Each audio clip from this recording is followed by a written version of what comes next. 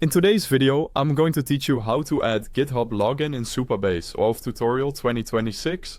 First, open your browser and head to supabase.com. If you're new to the dashboard, don't worry, everything we need is in the left navigation once we're inside a project.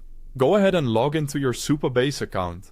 Use your usual credentials or your preferred sign-in method. This part is quick. Once you're in, you'll land on the homepage. From the homepage, choose the organization where you want to set this up. We're going to add GitHub login to an existing project inside that organization, so make sure you select the correct one if you have multiple. Next, click into your existing project. If you don't have one yet, you can create a new project, but I'll continue with an existing one. As a quick reminder, each Supabase project comes with an auto-generated REST API and client libraries. If you're building with JavaScript or TypeScript, you'll typically use the @Supabase.js library to perform CRUD, create, read, update, and delete operations against your database and authentication services. Inside the project, look to the left-hand navigation and click Authentication.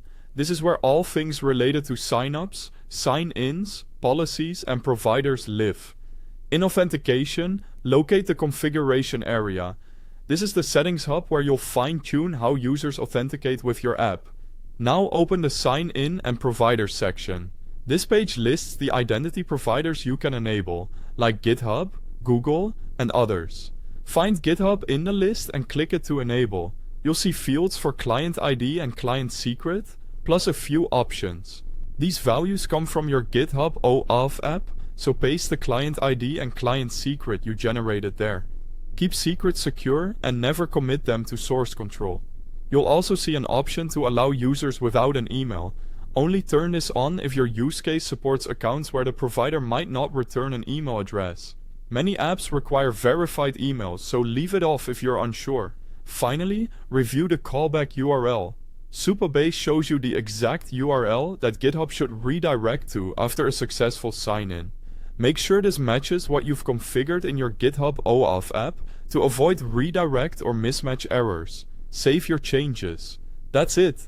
GitHub is now enabled for your Supabase project. From here, you can trigger the GitHub login flow in your app using the Supabase client, and your users will be able to authenticate securely through GitHub.